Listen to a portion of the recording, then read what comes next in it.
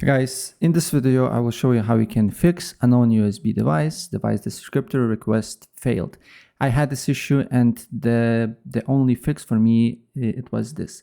It's not very visual, but I will show you step by step what you need to do here. So first of all, you need to remove all devices connected to PC except keyboard, mouse and monitor. So make sure to do that.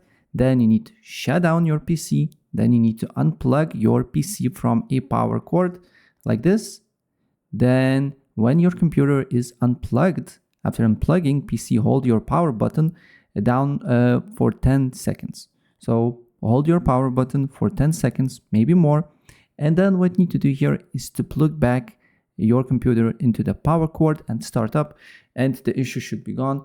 I know if it's miracle for me or not, but I did this, I read it on Reddit and it fixed my problem. So I hope it will fix yours as well.